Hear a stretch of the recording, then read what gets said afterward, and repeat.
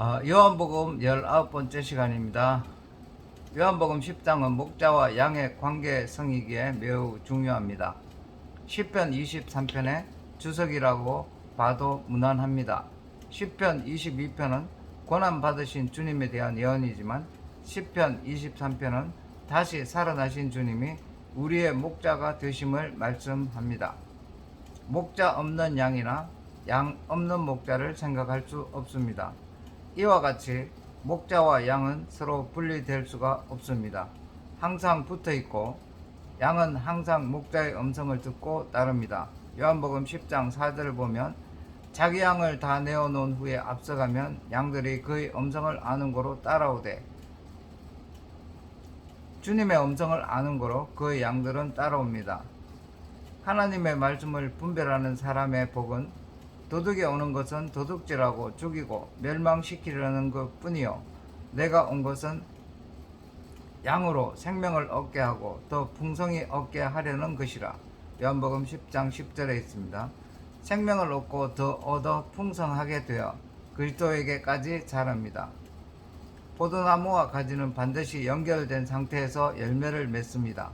그리스도 안에서 사랑으로 진화됩니다.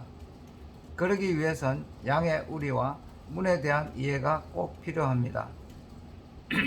그러므로 예수께서 다시 이르시되 내가 진실로 진실로 너희에게 말하노니 나는 양의 문이라. 주님은 양의 우리가 되시고 또 문이 되십니다. 성막문을 통하지 않고는 번제단에 이르지 못합니다. 번제단을 통해 물두멍을 지나 금촛대와 떡상에서 떡을 먹고 향단을 지나 휘장 안 지성소에 들어갑니다. 세마포로 젖은 성막의 울타리를 넘어 성소에 들어가면 죽음을 면하지 못합니다.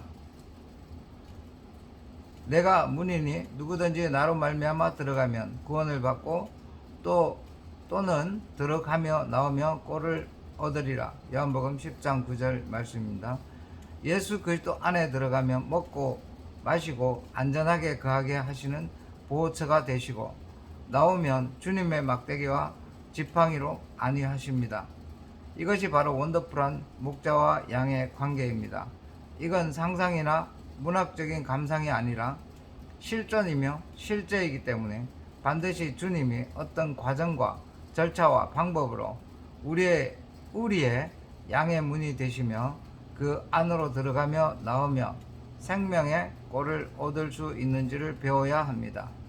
그 공부는 주님께서 내가 목숨을 버리는 것은 그것을 내가 다시 얻기 위함이니 이로 말미암아 아버지께서 나를 사랑하시느니라. 요한복음 10장 17절 내용입니다. 하신 말씀대로 반드시 주의 죽으심과 다시 사심에 연합이 되어 우리도 주의 죽으심에 합하여 옛사람을 죽음에 넘겨주고 그리스도와 합하여 다시 살아남으로 그의 부활과 생명에 연합이 되는 십자가의 도를 부지런히 반복하는 경건의 훈련을 하므로 그 생명이 우리 몸에 나타나야 합니다. 그리스도의 십자가의 도가 체화되는 일에 능숙하게 되어 죄에 대해서는 죽은 자이며 그리스도 안에서 하나님을 향해 산 자로서 의롭게 되어 영의 생각을 자유자재로 할 수 있도록 반복 연습을 해야 합니다. 주의 십자가의 대속의 은총에 자신을 의뢰하고 따라감으로 죄 사함을 받아 성령의 내주 역사하심으로 진리를 배워 그리스도를 따라가는 기도, 예배, 경배와 찬양으로 그 영광을 보고 즐거워하는 방법이 이미 성경에 약속이 되어 있으므로 그걸 다윗처럼 인생 자산이 되게 해야 합니다. 양은 목자의 음성을 듣고 목자를 따르게 됩니다. 그래서 주 예수 그리스도를 따르는 방법을 아는 것이 중요합니다. 주 예수 그리스도의 음성을 듣고 따르면 영생을 주십니다. 영생을 주시고 내 손에서 빼앗을 자가 없다고 말씀하십니다. 요한복음 10장 27절에서 28절 말씀을 보면 내 양은 내 음성을 들으며 나는 그들을 알며 그들은 나를 따르느니라. 내가 그들에게 영생을 주노니 영원히 멸망하지 아니할 것이요 또 그들을 내 손에서 빼앗을 자가 없느니라 라고 말씀하십니다. 주의 손뿐만 아니라 만물보다 크신 아버지 손에서 아무도 빼앗을 수 없다고 말씀하십니다. 요한복음 10장 29절 내용입니다. 아무도 빼앗을 수가 없다는 말은 악한 자가 손도 대지 못하게 보호하신다는 뜻입니다. 그리고 난 다음에 예수께서 가라사대 너희 율법에 기록된 바 내가 너희를 신이라 하였노라 하지 아니하였느냐. 성경은 피하지 못하나니 하나님 말씀을 받은 사람들을 신이라 하셨거든. 요한복음 10장 34절에서 35절 말씀입니다. 매우 중요한 말씀입니다. 너희를 신들 데이오 곧 하나님들이라 하였노라. 하나님의 말씀을 받았다는 것은 말씀을 내가 가지고 있다는 말이 아니라 하나님의 말씀화된 사람들, 말씀이 육신이 된 사람들, 다시 말하면 말씀이 자신의 세마포가 되고 말씀이 그의 사상과 사고방식이 된 사람들이며 그 말씀을 알고 따르며 말씀의 가르침을 받는 자들은 데이오 가로 열고 신들 가로 닫고 가 되었다는 말입니다. 참으로 엄청난 말씀입니다. 아무도 이 말씀 없이 바로 하나님의 자녀가 될 수 없습니다. 우리가 말씀을 통해서 그리스도를 모셔 하나님의 자녀가 되었습니다. 하나님은 본체이시고 말씀이신 그리스도는 본체의 형상이고 영광입니다. 우리는 그 말씀을 통해서 본체에 이르게 됩니다. 우리가 말씀화되면 본체의 형상과 영광에 이르게 된다는 말이 됩니다.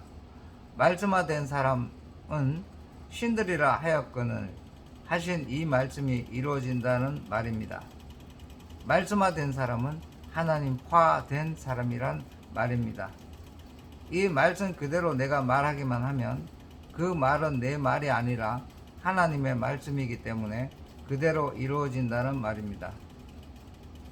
그래서 내가 축복하면 축복이 되고 그대로 두면 아무것도 안 되는 겁니다. 요한복음 10장 38절 내가 행하거든 나를 믿지 아니할지라도 그 일은 믿으라. 그러면 너희가 아버지께서 내 안에 계시고 내가 아버지 안에 있음을 깨달아 알리라 하시니 아버지의 아들이 하나인 것처럼 바로 그리스도 안에서 아버지와 하나 된 것이 데이오 신들이라는 말입니다.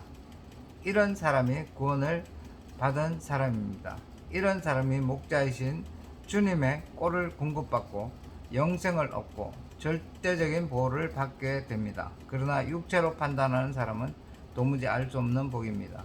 하나님은 우리에게 업무 수행만을 위한 종으로 삼기를 원치 않으십니다.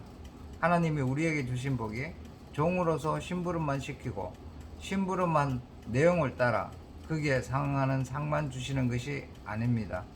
하나님은 우리를 종으로서만 영원히 부려먹는 것이 아니라 하나님의 아들로서 그분과 같이 우리를 만들려고 하는 하나님의 열심이 있다는 사실을 우리는 잊지 말아야 합니다. 그러면서 주님께서 우리에게 땅끝까지 복음을 전가하는 사명을 함께 주셨다는 사실도 잊지 말아야 하는 겁니다. 많은 사람들이 주의 종으로서 주의 심부름꾼으로서 사명감은 투철한데 하나님이 우리를 어디까지 불렀는지에 대해서는 잘 모르고 있습니다. 온 세상 위하여 이 복음 전하리 하는 데에는 굉장히 열심인데 빛나고 높은 보좌와 그 위에 앉으신 주 얼굴 영광 배울 때 내 기쁨 넘치리 하고 주님의 보좌를 향해 추구하는 열심은 너무 부족한 것 같다는 말입니다. 그렇기 때문에 언제나 주님이 맡기시면 나는 그 일을 해야 될 텐데 하는 조바심과 긴장은 가득한데 바로 하나님의 말씀을 체화시키고 말씀을 자신의 사고방식화시켜 내가 신의 성품에 참여하는 그 열심은 너무 없는 것 같은 것이 지금의 기독교 현실입니다. 수평적인 열심은 특심인데 수직적인 열심은 너무 없는 것 같은 겁니다. 수직과 수평의 열심이 균형과 조화가 이루어져야 됩니다. 언제나 말씀을 자기 것으로 만들어 하나님의 절대적인 소원을 이루면서 업무 수행에 하나님의 상대적인 소원을 이루어가는 복이 우리에게 있어야만 그분의 길, 그분의 방법, 그분의 생명, 그분의 영광, 허락하신 모든 속성이 우리 안에 이루어지는 것입니다. 그러므로 그 약속들을 우리 것으로 만들어 자기화시켜야 되는 겁니다. 그러면 하나님이 기뻐하십니다. 말씀을 성령으로 말미암아 자기화시키고 증언을 하게 되면 틀림없이 다른 사람에게도 진리를 통해 실상화되어 사람을 살려내어 그 사람을 하나님과 중매를 시키려고 열심을 내며 어둠에 있는 자를 빛 가운데 건져내려 열심을 내는 것이 바로 하나님이 원하시는 진정한 사역자가 되는 겁니다. 참 영광스러운 사명입니다. 다음 시간에 이어서 하겠습니다.